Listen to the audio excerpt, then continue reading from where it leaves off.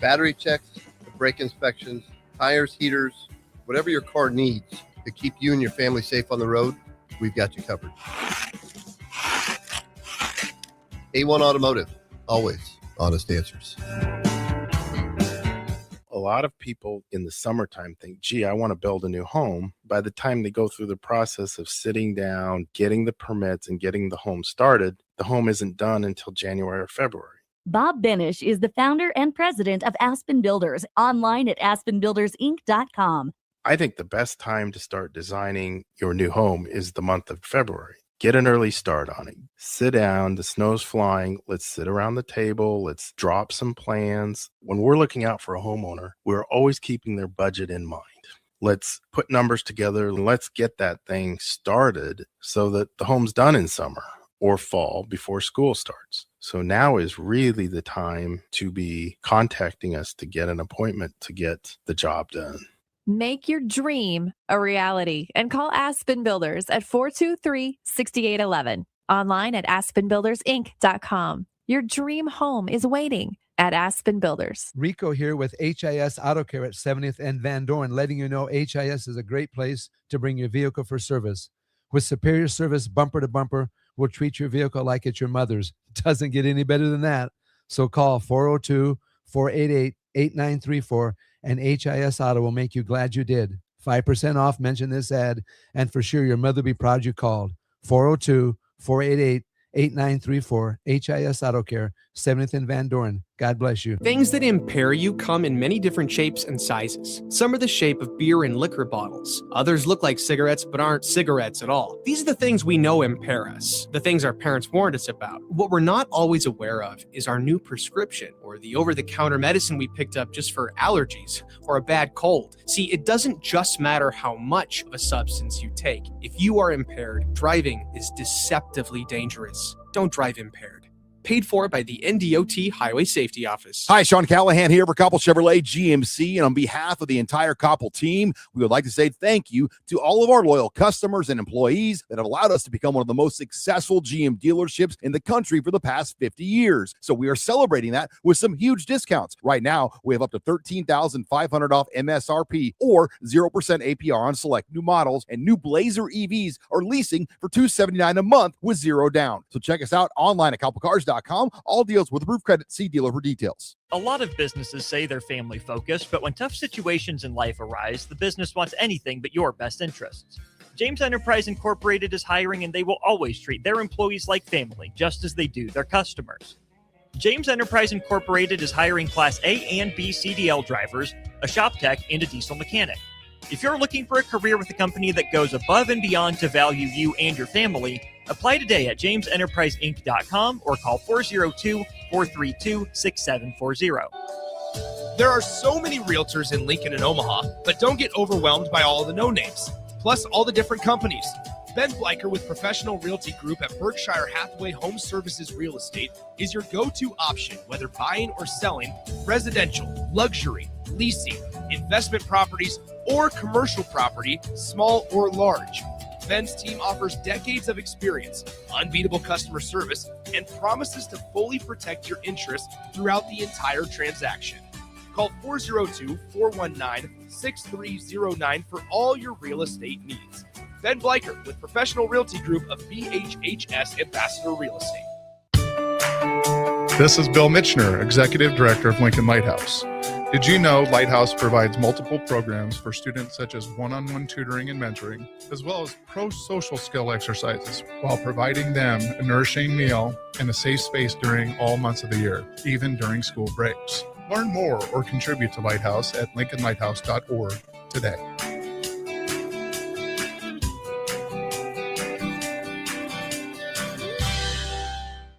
This is Lincoln's home for sports talk on the FM dial. Also online at theticketfm.com. On the internet. KNTK FM Firth. 93.7 The Ticket. 93.7 The Ticket. Sports news go now. This is Nick Wyman with your sports update. Last night in Iowa City, the Nebraska men's basketball team dropped a road contest to the Iowa Hawkeyes in a 57-52 ball game. In the loss, Price Sanford, led the Cornhuskers offense with 13 points and set the record for most three-point shots made in a single season at the University of Nebraska. The Cornhuskers are now 22-4 overall on the season and returns to Pinnacle Bank Arena on Saturday, February 21st to battle Penn State with tip-off set for 1 p.m. on the Big Ten Network. Northern Illinois head coach Thomas Hammock has accepted a job to become the next running backs coach and senior offensive assistant for the Seattle Seahawks. He's expected to become one of the highest paid running backs coaches in the NFL. Hammock spent 7 seasons with Northern Illinois, leading the Huskies to 3 bowl games and a record of 35-47 during that span. Kyrie Irving will miss the remainder of the NBA season as he continues to recover from knee surgery last March. Irving, who had surgery last March to repair a torn left ACL, has not played this season for the Dallas Mavericks. The 9-time All-Star is expected to return for the 2026-2027 NBA season. And for all the latest sports news and updates, keep it tuned right here at 93.7 The Ticket and theticketfm.com. Live from the heart of Lincoln, America, welcome to Ticket Weeknights on 93.7 The Ticket and theticketfm.com.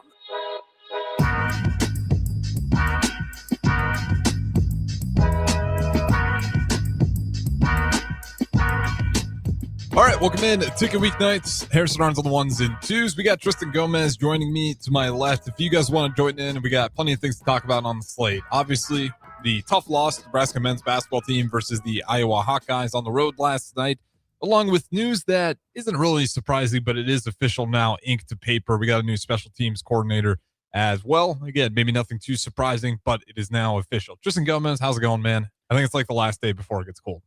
Yeah, it's we have really taken advantage of this weather. It's been super nice to have a few nice days here in February, and yeah, we'll get into it. But yeah, tough loss yesterday, which kind of made it a gloomy day this morning, but I don't think something to worry about too much. Yeah, and this is kind of where, to sum it up, why it sucks for me and for a lot of people is because we lost to Iowa. It's not because the season's over. And that was kind of the reaction I was seeing a lot of text line. And again, it's the first 30 minutes to an hour after the end result. I can understand why people are emotional. I'm not going to sit here and tell people how they should feel, but I am curious if the temperatures calm down a little bit, because there was, again, a pretty large consensus that people are like, this team's fraudulent. They're going to lose the first game of the tournament. Again, to me, it just hurt really bad because we lost Iowa. Not that the season's over by any means, or that my expectations have drastically dropped from what I think this team can be. Yeah, I mean, Iowa's a good team. I think that's what it's super frustrating losing to them. And I think that I felt the same way. It's just like, we're losing to Iowa, especially after just how it went in football this year. I think that was even just made it more of a dagger and just stab in the heart. Cause you're like, I really don't like this school. And this is the year that basketball has really been dominant for Nebraska. And we still lost to Iowa, which we'll have a shot at them at the end of the season, which I'm feeling extremely confident about going into that one. But yeah, I mean, I think it's more just tough that, Nebraska started out so unbelievably, and then you do lose, quite a few of the last few games. And so I think it's 3 of the last, or I think 4 of the last 6. You're right. 4 of the last 6. And so that's a little something to worry about, but I don't think it's something that we should really, none of these losses are like to a Northwestern or like to a Penn State where we're like, what is wrong with this team? They're all like very good opponents in my eyes.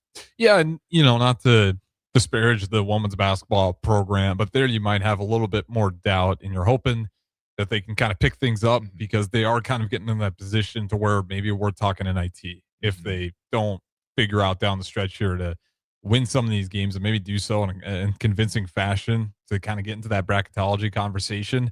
I think right now they're still projected as like the last 4 in on the women's side, but that's, an entirely new conversation where they're really starting to rack up some losses and to some inferior opponents. With Nebraska, Iowa was the first team we lost to that wasn't ranked. But again, that was a pretty good basketball team.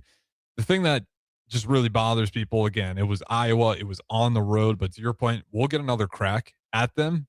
And I think they'll be plenty fired up down the stretch here. For me, it wasn't another game where I was like, man, these guys just lack fight. They don't look like they want to be out there.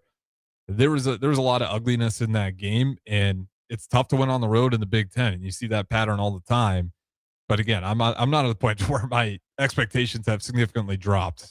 At one point, I know some people were thinking Final Four team. I don't like talking that far ahead, but they're still going to be hovering around. I think the latest I've seen right now is a 4 seed. So you like Nebraska's chances to go on there, at least make a little bit of noise and get that monkey off the back, which is obviously win your first March Madness tournament game. Yeah, I'm still extremely confident. And like I said, how cool it was that Nebraska was undefeated and just having this unbelievable undefeated season, one of the last 3 teams to be undefeated. But I think these games are kind of showing, a few weaknesses that this team might have, which I think are great to see when you have a really good basketball team and you go, okay, these are little things that can beat us. I mean, you think of the Michigan game or you think of the Illinois game where, yeah, they had a lot of physicality. They had a lot of big guys that we're going to have to find a way to adjust to when we play some teams with size when March Madness comes around. And then in this Iowa game, I think the reason Nebraska, didn't win this one is because it was exactly how Iowa wanted this game to be played. We're going to keep it extremely low possession.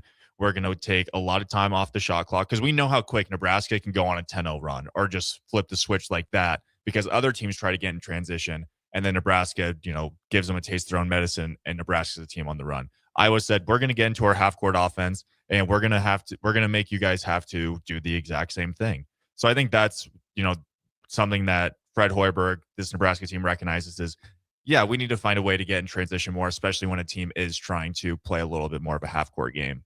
And, there's some obvious details to why I think our offense on the half court has struggled. I'm not going to give you the exact X's and O's because I'm not in the locker room. I'm not Fred Hoiberg. But I think we can definitely say, Rink Mass is in a bit of a slump where he's had a game where, I think it was Northwestern. He had over 20 points. He looked all right there. But, that 3-point shot is struggling. But if you actually look at where he's at, it's about his season average. He just started the year so red hot that now this cold streak's kind of brought it back to the norm. But I mean, if he can just get back a little bit of that 3-point shot, I think that'll help that half-court offense just a ton. Because right now, that's where you're seeing, I think, Nebraska really get killed in the rebounding battle as well. Because we're not able to pull those bigs out the same way we were. But, that's another part where even though Rank Mass is struggling, it's definitely not all on him because I think he was able to rack up 7 or 8 rebounds in that game. We just have to be better as a team when it comes to rebounding. Iowa was not a bigger team. This was not a team like Michigan or Illinois or some of the other big teams, or Purdue, for example, because that was one that really killed us on the glass. This was an Iowa team who was maybe bigger at a few positions, but nothing that you shouldn't be able to overcome. And I think that's also where a lot of the frustration comes in at.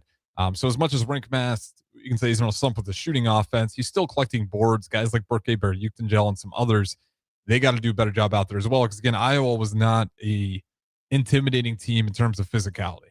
Yeah, we see Sam Weber get an unbelievable amount of rebounds too, which is, astonishing. And you're just like, he's the smallest guy in the court and he still finds way to come up with so many of these rebounds. But yeah, I think that's going to, going forward, rebounds have to be a very prideful stat for this Huskers team. I think in all the games that Nebraska has lost, rebounding has been the stat that stuck out the most. I mean, Iowa had 12 offensive rebounds and Nebraska only had 2. So you think of the opportunities for second chance points, Nebraska didn't have them. So not only are you struggling to get going in this half-court offense, but also you're struggling to get any second opportunities. So I think going forward, the rebounds are going to be a top priority. Yeah, and I got to make some corrections here. Okay, no, Rank Mass, he did have 8 rebounds in the 32 minutes, but Burke Berg-Uchtengel, he only had a couple. And then Sam Hoiberg, once again, he gives you 6, which is phenomenal. But then off the bench, Braden Fair gives you 2. Caleb Dixon gives you 1 as well. It's the offensive class that's really killing Nebraska in a lot of these opportunities. Because if you go to the team stats, what was the differential here? Yeah, so the rebounds was 24-37. And again, to your point, Nebraska had 2 offensive rebounds. Illinois had 12. They get 51 shots. We only get 44. And that's, again, been a common theme in a lot of these tougher losses. But you're looking across the board here. It was just an ugly game for both teams. I'll be honest. That game was one of the uglier games we've had to watch. Neither team looked like they're really in rhythm. Even when Iowa had the opportunity to really pull themselves apart, take an advantage, take a lead. I mean, in that first half, there was a 13-minute scoring drought for Nebraska.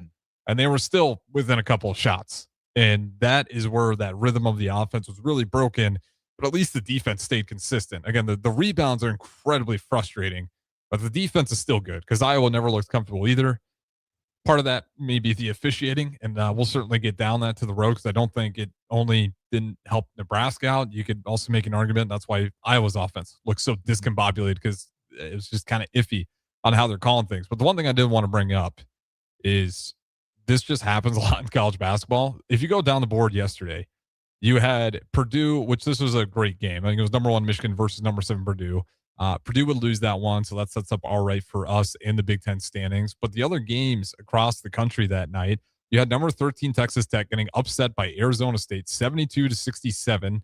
Then you had North Carolina, 16 North Carolina, not just getting upset, getting blown out by NC State 82-58. You had number 18 St. Louis losing to Rhode Island 81-76. You had number 21 Louisville losing to SMU 95-85. And number 24 Wisconsin takes a loss as well. They lose 69-86 versus the Badgers. So it's just a common thing. I think we've gotten so comfortable with winning. We almost won a full year calendar before Nebraska basketball got its first loss. And now that you've had 4 of the last 6, people will just kind of forget that how good some of these teams are. And the one versus Iowa on the road, there's certain problems that we can talk about, and you'd hope that they get better if they want to be serious about making a serious run of March Madness.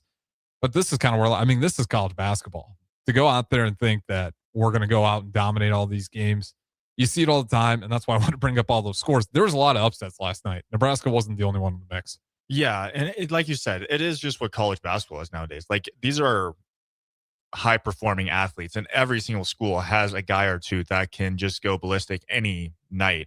And, you even think of Arizona, who just seemed like the most dominant team in all of college basketball this entire year, and then they lose 2 straight. Like, even the best teams are falling in these close games. And then, when you do play in the Big Ten, it's hard to, like, when we think of Michigan, we think of them, I do, as the best team in the Big Ten, and they've proven that. But there's still plenty of games where Michigan's on the ropes, or they almost could lose.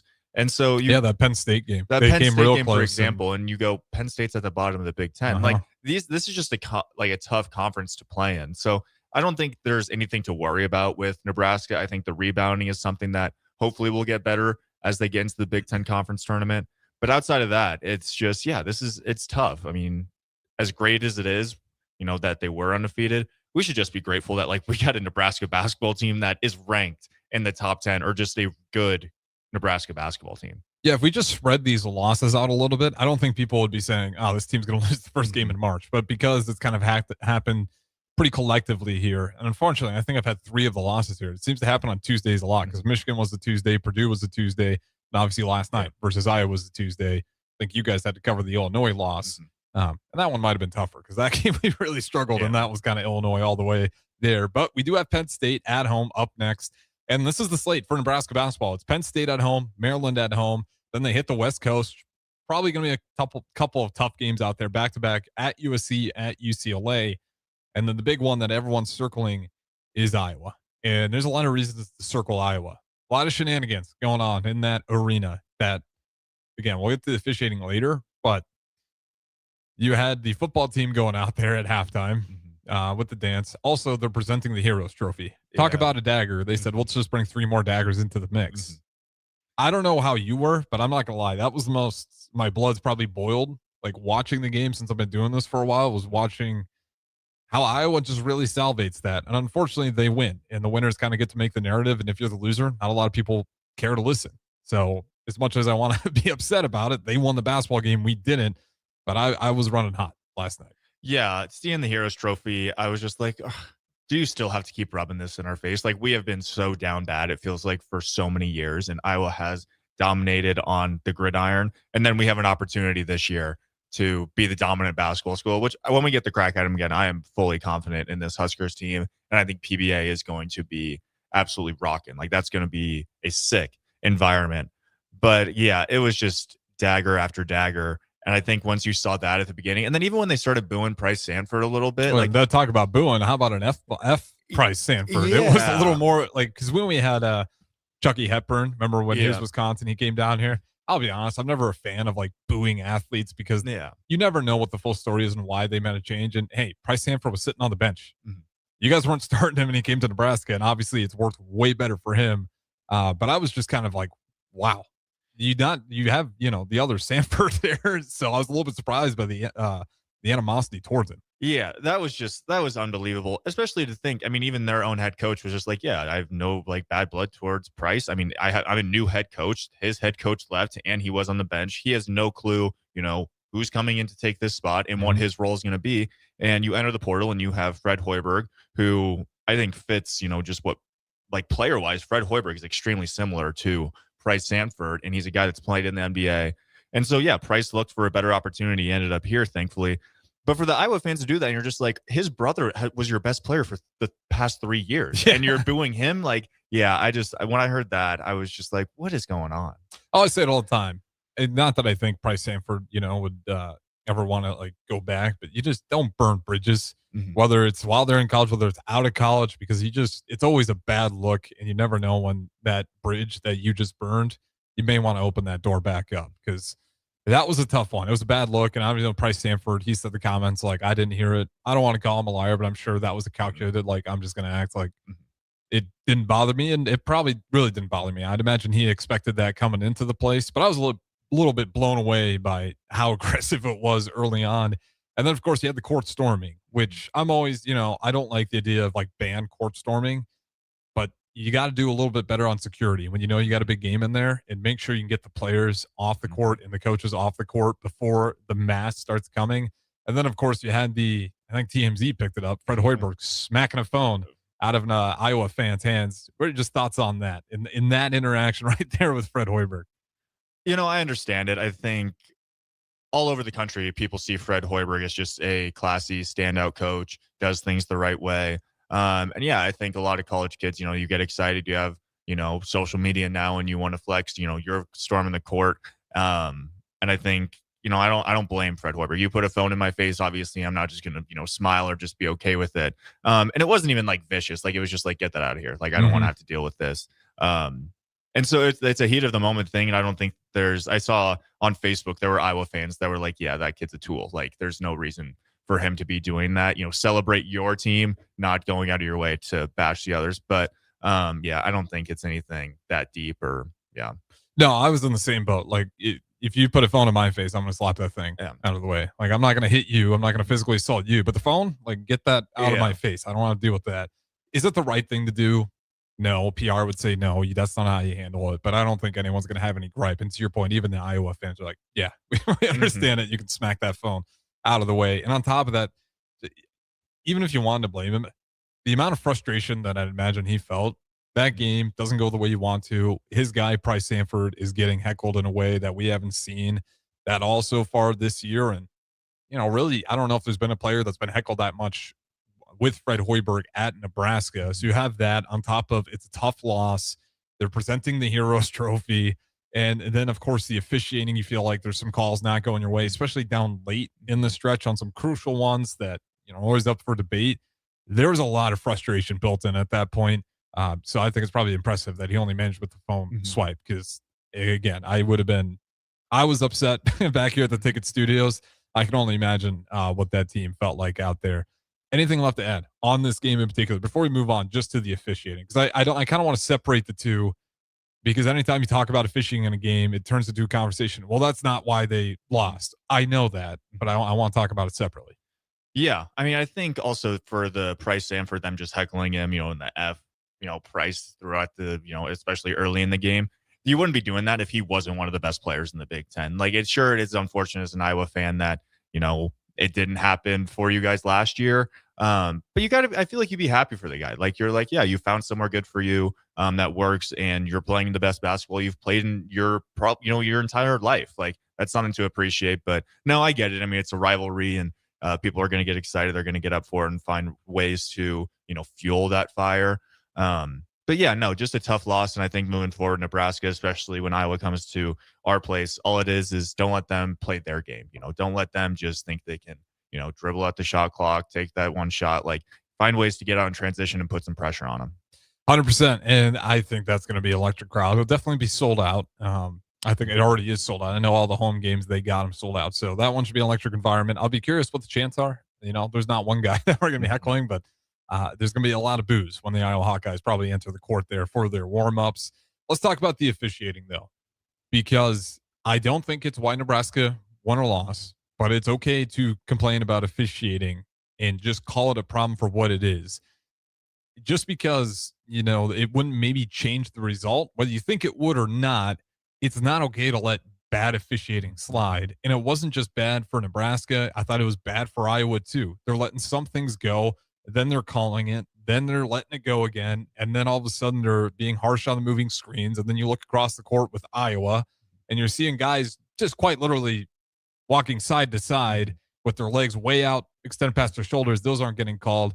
Again, I think you can go both ways on a lot of it, but that inconsistency drives a fan base nuts. It drives the coaches crazy, and obviously the players. It's hard to adapt, and I think that's why the rhythm of the game, not just Nebraska, but Iowa, was so bad. I don't think either team understood the rules that they were playing under, because it felt like it was just kind of constantly changing on a whim. Yeah, I mean, like you said, the inconsistency is just the most frustrating part, because I think there's plenty of times where you're like, oh, that was a foul, they made the right call, and then you're like, that just happened again, and you didn't call it for either team. Mm-hmm. And that part gets extremely frustrating. Or there will be a 3-minute span where you just let them play, and then the next 3 minutes you're calling, every single ticky-tack foul. I look back at like the Northwestern game where it seemed like they were extremely physical, and there were plenty of times where I was like, all right, that's probably a foul, but they weren't calling it for either side. And it was like, all right, if you're going to let them play physical, sure. Like, and Nebraska leaned into it. And Nebraska leaned into it and was like, yeah, if we're going to win, like, because Northwestern was doing it, we're going to have to as well. And that was fun to see. And, from a fan standpoint, watching the refs, you go, all right, if that's how you choose to have this game, sure, like, so be it. But just the inconsistency last night and other games we've seen in the Big Ten, and this is games Nebraska's not even playing in. You just watch and you're just like, some of these fouls are so ticky-tack, and some of these are like a guy just got bulldozed, and you go, yeah, that's a no call, and you're just like, what's going on? It felt like they lost control of the game within the first 5 minutes. Do you think the environment at times, like refs, like it consumes them a little bit? I think subconsciously it does. Yeah. Whether it's conscious, I don't ever think it's a conspiracy to set a team up. And if you guys think so, 402-464-5685, I'll read it if you do so. I think it just subconsciously happens. I mean, at the end of the day, we are humans. I don't want to go with the AI officiating crews, but I feel like if you keep going down this road where it gets this bad with officiating, because to your point, yes, it was Nebraska yesterday, and you could say it was Iowa too, because I thought both teams' offense of rhythm was so bad because the rules were just kind of ticky-tacky. In the second half, it felt like Nebraska realized, like, okay, let's play into Iowa's physicality. They started getting to the free throw line more. And then all of a sudden on the other side where, it felt like they're letting them be a little bit more ticky-tack, go watch Iowa really harass and kind of grab and hold players, and they're not calling them. So, again, it's so hard to figure out what the rules are when it's been officiated like that. But if it's not Nebraska or Iowa, it's Illinois, Michigan State. It's going to be somebody else. And I can guarantee you, not just here in Nebraska, every Big Ten team and a lot of coaches have a gripe to pick with officiating, not because, I don't think it's rigged or anything, because it's just wildly inconsistent. And when you don't know what the rules are, and especially when the rules feel like they're changing mid-game, that's how you get players into foul trouble. That's how you get defenses, either playing too aggressive or racking up fouls, or they're playing really light. I mean, it's just hard to figure out what you're supposed to do in those situations. Yeah, it's super tough. And I mean, it's just tough to watch in general. You don't want to go to an AI officiating crew or a whistles being blown from the sideline because they saw something, on a camera. But you definitely want to find a way to, keep those refs accountable. I think that's something in a lot of sports you don't see, especially I think in the NBA, how often, refs are just handing out technicals left and right or flagrants, and you just go, why'd you call that? Like, it didn't seem like it was that deep. Like, is your ego big or something? And then, yeah, it's the most frustrating is just in, those crunch time, the last 3 minutes, and you just go, you're calling this way different than the whole game has been called. That's what was crazy, because again, it felt like they were letting them play, and then when it really mattered, it's like, all right, we're keeping it super clean, boys. Rick Mast, I saw your shoulder move 1 centimeter. You leaned in, like, just a bizarre call. And then obviously you get Sturts with a big flop. He gets the call, not on a 3-point shot, but on one earlier. And that's the stuff that'll drive people nuts, is when it matters most. Feels like the rules change a little bit there. Is that the reason why Nebraska lost? Probably not. Maybe it was, but it's going to drive everybody crazy there. Let's get to a couple texts here. Insightful dude chimes in, says Price has been getting mugged off the ball the whole game for the last 6-8 games. It's been nuts. Yeah, you are seeing that. It's a way to stop Price Sanford if they're going to let you get away with kind of grabbing him every time he's going over screens and you're pulling his jersey, kind of grabbing his wrist. I'd like to see some more off-ball calls, but if they aren't going to call it, let's not call it on either side and get into the ticky-tack fouls, which felt like we got a little bit into last night. Brian, he chimes in, says that was horrible last night, one of the worst games I've seen in quite a while, and that's saying a lot based on what I've seen so far from officiating. That is saying a lot, because I don't want this talking point, Tristan. I have it every year, though. The officiating's got to get better. I think you need to make them full-time or figure out something. There's more than enough money. With NAL, we realized how much money's out there for this stuff. He goes on to say the cherry on top was the moving screen, and I say that lightly. with 1:02 left. They called en masse to basically almost end the game. Yeah, and you saw Rinkmaster's reaction. He was livid. I totally understood it at that point. And then unknown texter says old high knees is terrible. Yeah, we got some accounts tracking some of these officials now. That's how it's bad, getting bad when you start getting the trackers on you for a lot of these calls. How do you fix it? I know that's a loaded question, but how do you fix the officiating? Because it's not just Nebraska, it's across the Big Ten and football too. We see it there a lot. Yeah, I think you want to make sure that you do have, a good official base. You do give them some credit for, going out of their way and, being an official.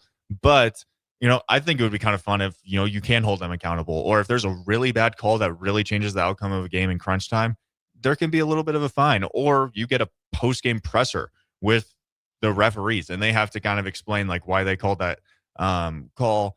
And I would like to have maybe more a similar challenge style, like you can challenge the call. You should get your challenge back. Yeah, because obviously Nebraska was 2 for 2 on the challenges on what I thought was pretty clear Nebraska's ball, and then when we needed it, no challenge left, even though we won the first 2. Yeah, and then can you challenge in college basketball just like a foul call? Yeah.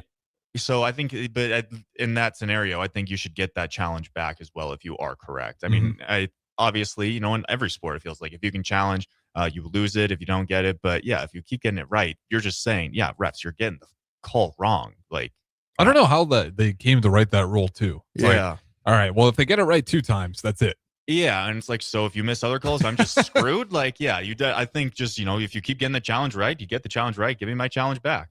Yeah, and I don't know, maybe put the last names on the refs' jerseys as well. And when they make a bad call, they got to put their hand up as well, so everyone acknowledges like that's the guy who made the bad call there. But yeah, there's some problems to it. I do think, as much as we complain about it, we need more officials. That is part of the problem. I think we've had some referees on here before, whether it's been referees for basketball, football. A lot of times they're doing multi-sports anyways, and you'll hear it. Like, they're desperate. They need more officials, and when there isn't a lot of competition, you're not always getting the best at the top there. So you got to make that more incentivized. Maybe you pay them more, maybe you make it full-time gigs where when the season's not going, you have them go elsewhere and officiate other events. But you got to really figure that out. Maybe it's tough to do in college, but certainly with like NFL, it blows my mind that they're not full-time members, and with some other NBA as well. I think that's one of the ways to fix it. You got to make it more competitive, and you got to get more people into it. You get more people into it by making it more lucrative and a more real gig than currently what it is. It was just a part-time side gig. Yeah. If it's a part-time side gig, the odds of them putting as much effort into that as their full-time gig is going to be less likely. With that being said, we do got to throw at the break. Over the clock here a little bit. We'll kind of tie in Nebraska basketball versus Iowa to football. And then, of course, the special teams coordinator got named officially today. Brrett Maher will be taking over with Mike Eckler heading out to USC. Don't go anywhere. Take a weeknight. Harrison Arns, Tristan Gomez. Golfing in 72 degrees and perfect conditions in Nebraska doesn't seem possible in the winter, but it is. Double Eagle Golf is your escape from the bone-chilling cold outside and a reason to keep the clubs out year-round. Book a bay with some friends for a weekend or come by for golf and happy hour on a weekday. Spring leagues begin in February. Get signed up today. That's all at Double Eagle Golf inside the Kinetic Sports Complex on West O Street, online at doubleeagle.golf. Tune in to 93.7 The Ticket immediately after every Nebraska men's basketball game for 1 hour of post-game recap. The Nebraska Basketball Postgame Show is sponsored by Union Bank and Trust, John Henry's Plumbing, Heating, Air, and Electrical, Jack Russell of Farm Bureau Financial Services, and the Lincoln Airport on 93.7 The Ticket and theticketfm.com.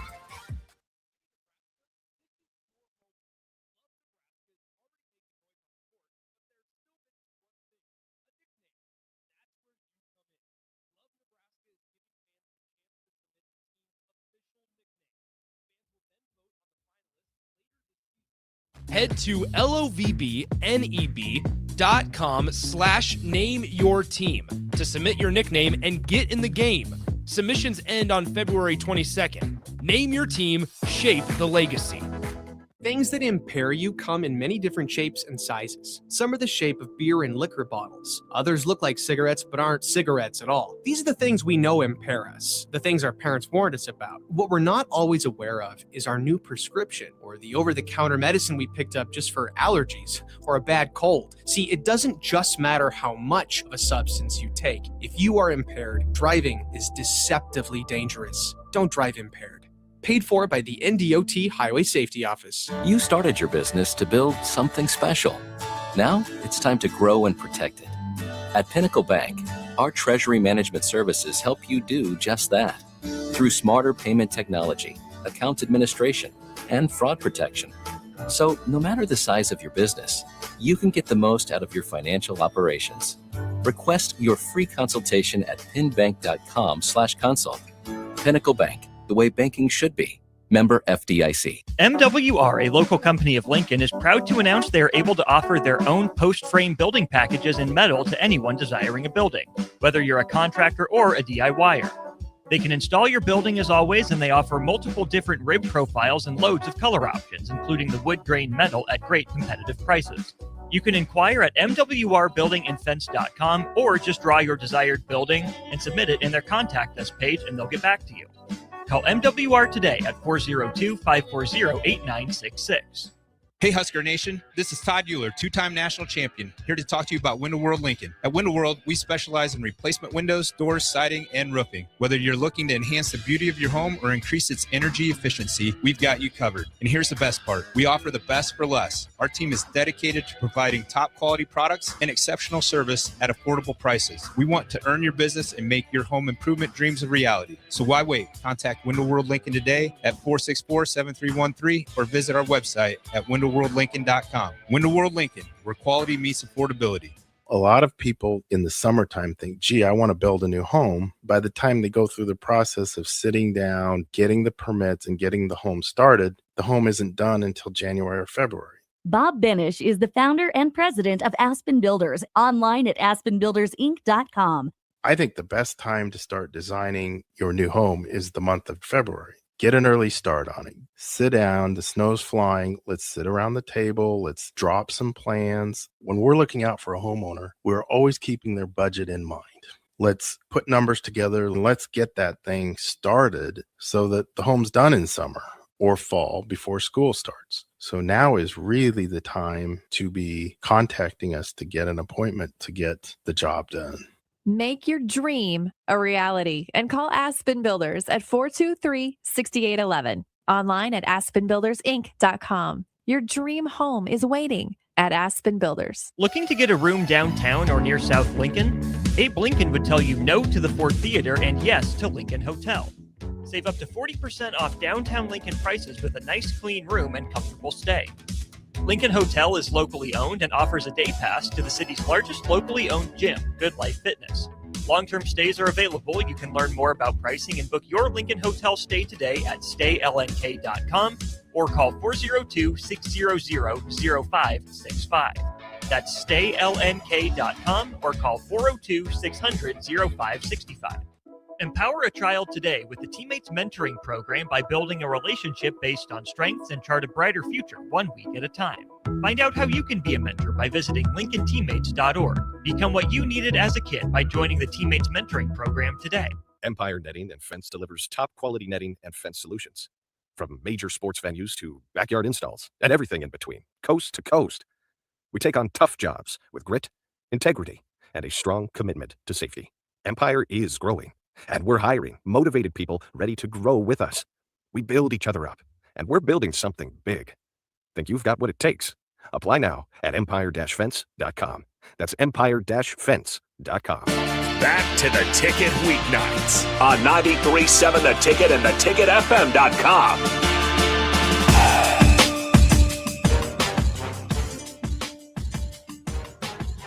All right, welcome back in. Segment number 2. It's Tick Weeknights. Harrison Arns, Tristan Gomez on my left. You guys can join in as you have been. 402-464-5685. Always appreciate the comments. Tristan Gomez, we got a new special teams coordinator. Brrett Maher gets the gig. It's not surprising. We kind of got rumors already that was going to be the plan, and sure enough, it's on pen and ink today. How you feeling about that?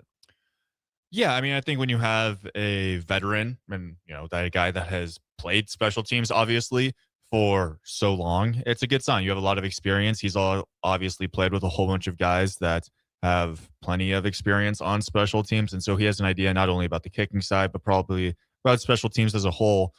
I think the one worry is, right now, I don't know exactly his personality, but you think of, Eckler, who just left, and you go, we need something similar. You almost feel like you watched this Nebraska football team last season and you just thought like special teams was something you honestly got excited about. And when something good happened, he was the hypest guy on the sideline. And so just finding a way, you don't want him to, fake it, but find a way to keep that positivity and make special teams a weapon still. Yeah, that was what I was, really surprised with. On a quick side note, and then I'll kind of get more into Brett Maher and his track record. I don't mind the hire. Like, I think Brett Maher could be a very good special teams coordinator. He's obviously been with us, so it's not like he's going to drop in and have a new scene and change everything up. And they've spoke on it. They're going to keep it consistent to what's already been built with Mike Eckler. But the Mike Eckler leaving situation is still tough to understand because he's down there at USC, and what's he doing? He's the special teams coordinator and linebackers coach. Mm-hmm. And then we had Matt Rule saying we were willing to make him the number 1 or second highest paid special teams coordinator out there. So I don't know if we'll ever get the full story on where the disconnect is. Am I overthinking that, or do you have that same concern? I think I have that same concern. And yeah, just why did we let him go? Like, you, as a fan base, it seemed like he was extremely loved. And I think what he wanted was to also coach a position. Mm-hmm. And that was something that I don't know if Matt Rule just didn't see eye to eye with him on and just thought, you're a special teams guy. This is what this is what you're going to handle. But if USC, another team in the conference with plenty of money, plenty of NIL money, if they're on the same vibe and go, yeah, we want this guy as a special teams coordinator, and we're also totally fine having him be our linebackers coach, you go, why couldn't Nebraska think that way? Well, obviously we get the new defensive coordinator in here, and you wonder if that's part of it. He wasn't going to be allowed to coach the linebackers. Maybe that was a really big deal to him. But if that's the case, I'm telling the new DC, like, hey, we probably lose 3 games without the dramatic improvements in special teams. I'm maybe going to let him work with the linebackers out there. Mm-hmm. It's just tough. That is such a tough one for me because I want to root for Brett Maher, and I'm going to root for him. But we talk about special teams all the time. And it's been so bad for Nebraska. It has been a sole reason in some of these games why Nebraska has lost, whether it's sometimes it's been coaching decisions where it's like, hey, let's go for an onside in Dublin, which that's not on the special teams coordinator, of course. That was on Scott Frost. But in other situations, I mean, you why am I forgetting the word? You flank a punt? No, you shank a punt. You shank a punt in that Michigan State game where you kick it to the wrong side and they run it in for a touchdown late. You're missing field goals. Your operations are sloppy. You're giving up big return yards. Your kickoff, you're just muffing punts. You're muffing kickoffs. And then you get Mike Eckler. And a lot of that just ceases to exist. And even if it's not elite, the operations are clean for the most part. I always use the example of like just this season, because if you don't have the dramatic improvement of special teams, we're probably talking about our Nebraska football team who's on the outside looking into bowl games again. Like you can really probably count it up to maybe not 3, but at least 1 or 2. And they've had huge swing momentums. Michigan State early on, you block a punt, you get a touchdown out of it. Northwestern, if the game's not going great, you break out of halftime with a huge kickoff return touchdown. Those are such momentum shifting plays. And I'd like to think Mike Eckler was spearheading a lot of that energy because you see it on the sideline and you see how the guys react to him. And now he's going to be gone. So if there's a drop in special teams, looking at the schedule we have ahead here, I don't like our odds a whole lot. Yeah, one thing I think is kind of lost when we talk about, college football as a whole is that these are athletes and the coaches are the people that their goal is to not only make them better football players, but I'll just make them, better young men. And you want coaches that players are almost kind of afraid to disappoint. Like I think a lot of players looked at Mike Eckler and said, you're a guy that I don't want to disappoint. Like you see so much value in me and I want to prove to you I have that value. And then Mike Eckler also was the number 1 guy to get excited when someone did have a big, blocked punt or had a huge tackle on special teams. And so you lose that aspect of it as well. Like I don't know if Matt Rule right now is a guy that all these players are like, I really don't want to disappoint him. I think you look at so many other schools. I think like Kurt Cignetti's a guy where his players absolutely love playing for him and they go, yeah, I don't want to let coach down. Dan Lanning, same thing. They don't want to let coach down. Like, I don't know if we have that in Nebraska, but I think with Mike Eckler, like you could see these special teams guys who plenty of them might've been walk-ons or guys that weren't highly recruited. They're getting an opportunity on special teams and they want to go out and ball for Mike Eckler. And you just hope that we can get the same thing going forward. Yeah, I mean, it's just hard not to get fired up when you're hanging around that guy. Like, he loves it. And you need that. We're talking about special teams because you got to get that buy-in for a unit that often just kind of gets forgotten about until it hurts you, and then it becomes the main talking point. And like I said, I just don't want to go back to where we're doing our post games and the first or second thing we're talking about is special teams, because that's just a horrible place to feel, because it feels like an area that if you don't have that part right, that just feels sloppy, where that's going to be critical in some big time moments, and it can definitely shift the momentum. Let's get Rosebud from Elwood chimes in here. He says, yeah, same thing happened with Tony White. And we also saw the production there. There's a whole litany of why don't coaches or ADs want to stay at Nebraska. Whether you like Trev Alberts or not, why was Texas A&M so much more favorable when he's a Nebraska guy? He's got all the history here. Even if, he wasn't batting 100, a lot of people in Nebraska would have been double thumbs up because you have that history and tradition. You see it a lot. I don't have the answers for that, but I think it's fair to point out here. Let's get a little bit to drive safe out there. Someone just got pulled over. That's a huge bummer. I'll put that on the stream for everyone to see. But let's get to Brrett Maher's career a little bit here, because I want to hype him up. Although it's unfortunate that, again, I think we're losing Mike Eckler. I don't want to say that Brrett Maher can't do the job. And he's got plenty of experience with him. Obviously, he was with Nebraska, and he actually got quite a few Big Ten honors while he was with us, punting and kicking. But then he goes to the NFL. He has the New York Jets for one stint, and then he goes to the Dallas Cowboys for a stint. Things don't work out in the NFL. He goes to the Winnipeg Blue Bombers over in the CFL, then the Ottawa Red Blacks for his first stint there. Then he goes to the Hamilton Tiger Cats, then back to the NFL, the Cleveland Browns, then back to the CFL for a second stint with the Ottawa Red Blacks, then back to the NFL with the Dallas Cowboys for his second stint, and then he goes down there for at least a couple of years, 2018 to 2019, and then back to the New York Jets, Washington Commanders, Houston Texans, Arizona Cardinals, New Orleans Saints, and then back to the Cowboys for a third stint, then Denver Broncos, Los Angeles Rams. He knows enough people. Oh my gosh, I did not even realize that. I mean, he's a perfect guy to just keeping your branding for doing like the NFL Immaculate Grid. Like if you've played on different teams, I'm just putting Brrett Maher, and I'm kind of just going to hope that he's on one of those teams. But he's kicked a lot. Guy's been around a lot of guys, knows what probably good special teams looks like at the NFL level, and it's probably very similar to the college level. I bet he knows obviously he knows his ball. Like he knows special teams. But can he coach it? Can he get the best out of his players? I think I have confidence in him to do it. I think there's quite a few former professional players that aren't the greatest, coaches. But I think Brrett Maher has a good shot, especially if he's been on staff for a while. They know, he knows how to interact with college guys and get the most out of them. Yeah, absolutely. And that's kind of what I'm hoping on, is like that. Just plenty of experience bleeds over into his coaching. It's always a little bit different, though. And I use this example a lot because I think it's the best one I can give, because I know they went along with the statement of, we've had guys that are under Mike Eckler that they know the system, that they can coach it. I've been under DP for, a few years now here at the Ticket. If he left, I'm nowhere near ready to run the station. Like, it's just a whole different world. And obviously that's a little bit of a stretch there analogy wise, but you can't just lock in on that being the reason why that guy's going to have success. If it was that easy, we would have prodigy coach after prodigy coach to be like, well, this guy's been under said coach, so of course he's going to turn out great. We'll have to wait and see, as always. And unfortunately, we usually have to wait until November around there to see if it's really working or not. But that being said, though, we will go ahead and throw it to break. Don't go anywhere. Harrison Norris, Tristan Gomez, take a weeknights. We'll talk to you in a bit. Are you looking for an exciting new way to put your skills to work?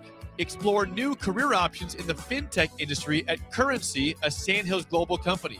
We offer full-time positions in financial sales, compliance, operations, and other fields. We also offer a 4.5-day work week, an attractive benefits package, and opportunities for advancement. Put your motivation to work and grow with us at Currency. Visit gocurrency.com/careers to learn more. Hey guys, Nick Sainert here. Join me live from Arlington, Texas, this Friday through Sunday as 93.7 The Ticket covers Husker Baseball's appearance in the Amagi Bay College Baseball Series. I'll have pregame and postgame videos on the Ticket's social media pages, as well as commentary throughout Friday's 3 p.m. game versus Louisville, Saturday's 7 p.m. game against Kansas State, and Sunday's 2:30 p.m. game against Florida State. Our coverage from Arlington is sponsored by Dio Technologies, Ben Bleicher of Professional Realty Group of BHHS Ambassador, Scissors and Scotch Lincoln, and Chick-fil-A South Point Pavilions. Hey there, this is Paul Scheel, owner of High Electric. I want to thank our friends and loyal customers and introduce High Electric to those looking for a new electrician. We've been serving the Lincoln and Omaha area for over 30 years, from design to install, upgrades, and repair. If you are a homeowner or a small business needing some electrical work, call us at 402-466-6606 or check us out at hyelectric.com. We look forward to hearing from you. Have you been looking for home technology upgrades but don't know where to turn? Online information can be contradicting and confusing. Lincoln's own experts at Diode Technologies can turn your living room into the place to watch your favorite sports. Whatever your vision is, Diode Tech is ready to make it a reality. From home theaters to outdoor entertainment spaces, they bring you along through the entire process to make sure you get exactly what you want. If you're ready to upgrade your entertainment space, visit Diode Tech online at diodetech.net or give them a call at 402-793-5124. Empire Netting and Fence delivers top quality netting and fence solutions. From major sports venues to backyard installs and everything in between, coast to coast. We take on tough jobs with grit, integrity, and a strong commitment to safety. Empire is growing, and we're hiring motivated people ready to grow with us. We build each other up, and we're building something big. Think you've got what it takes? Apply now at empire-fence.com. That's empire-fence.com. If you become ill or injured at work and need an experienced attorney, call Liberty Law Group. The attorneys at Liberty Law Group will defend you in court, protect your rights and freedom to get you the best possible results for your case and the justice you deserve. Trust your rights and freedom to Liberty Law Group, attorneys serving Nebraska and Iowa. Call them today at 877-404-5238. That's 877-404-5238. Or check them out online at libertylawgroup.com. Hey, Nebraska, this is your moment. Love Nebraska is already making noise on the court, but they're still missing one thing, a nickname. That's where you come in. Love Nebraska is giving fans the chance to submit the team's official nickname. Fans will then vote on the finalists later this season. Head to lovneb.com/nameyourteam to submit your nickname and get in the game. Submissions end on February 22nd. Name your team, shape the legacy. Tired of asking what's for dinner? Nourished for Life has got you covered. At Nourished, they're a local meal prep company that delivers fresh, chef-crafted, healthy meals straight to your door. Made from wholesome ingredients and ready when you are. No shopping, no chopping. Just heat, eat, and enjoy every night of the week. Fuel your busy days with balanced meals that are designed to keep you satisfied and energized. Visit nourishedforlife.co to purchase meals and taste the convenience of home-cooked comfort without the hassle. Your possibilities are endless at Doane University. Rooted in liberal arts, you can choose from undergraduate and graduate programs, all delivering real-world experience. At Doane University, we take a personal approach to education, giving you the guidance you need to own your future. It's not just our long history of innovative learning, it's the feeling of being surrounded by possibilities that makes us different. Now is your time. Apply today at doane.edu/apply. Back Nine Golf in South Lincoln is the premier indoor golf experience in the state. The weather in the winter months is cold, windy, and as unpredictable as a tee shot on the 450-yard par 4. With top-of-the-line full-swing simulators and a PGA teaching professional, Back Nine Golf is there to help you improve your game and lower your score. Back Nine Golf is open to the public with 24/7 access for members. Learn about Back Nine's variety of memberships today and see the facility for yourself at 7501 South 15th Street in Lincoln, just south of 14th and Pine Lake Road. Back Nine Golf, your premier indoor golf and events destination. When you were a kid, clubs were cool. Robotics club and space club and stuff like that. But what do adults get? Book clubs and quilting clubs? Nah, forget that. How about margarita clubs and old-fashioned clubs? Get to Upside Bar and Lounge for the best clubs in town. Try all 10 varieties of Upside margaritas or old-fashions and take home a free souvenir glass. Grab the whole crew and pair it with taco night on Mondays or whiskey Wednesdays. Upside Bar and Lounge at 29th and Pine Lake. Back to the Ticket weeknights on 93.7 The Ticket and theticketfm.com. Welcome back in. Final segment, Ticket Weeknights. Harrison Arns, Tristan Gomez. We only got a little bit of time left. You guys are always still welcome to join in. We'll get to one more on the text line to wrap up this conversation. We got another one from 8985. He says, it seems to me there's a problem with other people telling them how to do their jobs, or in some cases, just doing things that aren't their job to do only in the athletic staff, but in administration as well. Again, going back to Mike Eckler, Tony White, AD's leaving. I mean, did you read the Bill Moose book? And if you didn't read, that's fine, but I'm sure you've seen plenty of excerpts from it. Yeah, I mean, I listened to the whole him talking on early break, especially about how, like, when you don't have one boss, you don't have a boss at all, and just how many different voices there are at the University of Nebraska that are probably implementing their opinions, their ideas, how Bill Moose wasn't even the guy that gave Scott Frost an extension. I am curious if, that is something that we don't see as a fans, as a fan base. I can promise you we don't. I mean, yeah, I had no clue until Mr. Moose brought that up. But yeah, I'm curious if there are guys in the coaching staff or guys within, the athletic department that just go, I don't like how things are ran here. Well, and that's my fear, is why do we seem to have a pattern as of late? And maybe it's a coincidence. It very well could be, but then you get the Bill Moose side, and Bill Moose says it was not a coincidence. Like, this place is, you got too many cooks in the kitchen. Whether you want to believe him 100% for his word, 90%, 50%, or not at all, I think there is certainly some truth to what he's saying, because with what he said, you see some of the actions taken by this athletic department that reflect and kind of mirror the results. Like, if you got too many cooks in the kitchen, well, yeah, you're going to have people not want to be in that kitchen because it's a mess. You don't know where your orders are coming from. We've all had jobs where, especially for people who have bosses that really struggle to communicate, where you don't know what the expectations are. And then you feel like you're getting things wrong. You don't know which direction to go, but the expectation is that you always have it right. But the administration, the overhead, doesn't have a clear idea on where they want to go either. Yeah, especially, on a coaching staff. I can just think back of, my days of playing baseball in college. The most frustrating thing was when you would have a conversation with one coach and they would go, oh yeah, try this, work on this, talking about your swing or something. And you go, okay, yeah, I'll go work on that. And then another coach comes in and goes, why are you doing that? Don't do that. You need to do this. And so I wonder if, as a coaching staff or just as a university, not everyone's on the same page. And so, Mike Eckler's hearing one thing from Matt Ruler, hearing one thing from another person, or Tony White in the same, scenario. And then same thing with, Bill Moose and Trev Alberts, like two of our, highly touted, like, athletic directors, people high up in the athletic organization here at Nebraska, and they're not getting, the same feedback from everyone. Yeah, I'd like to get a Trev Alberts book. If he feels the desire to ever write one. Let me take a peek at that one, because he was a tumultuous era. Yeah, him leaving especially is just, kind of crazy. For all that, coming back to Nebraska as a player, you get an opportunity to be at your alma mater, and you go, I'm going down to Texas. And you go, why? Exactly. And money certainly is a driving factor, and I'm sure Texas A&M ponied up. But again, when you have all these other connections, you feel like that would outweigh it. Sometimes people do just go for the money. But, I'm hard-pressed to think it's just been the money every single time. And if Nebraska, was really invested into it, you would hope they'd pony up and help Trev Alberts. Again, we don't know the full story on it, so I don't want to project totally. But, at least right now with Troy Dandon, it seems to be going pretty good. Football is always a question mark. They got to figure it out. I don't know what the issues are in that. Maybe this season things look better given the tough schedule that we have here. But at least we look across all the niche sports and, of course, all the winter sports and what will be spring sports coming up ahead here. Even Peter Colbelt's men's tennis team, like, they're having some pretty good success. The women team, I know you just had a pre-recording with Rhea Lee Coe.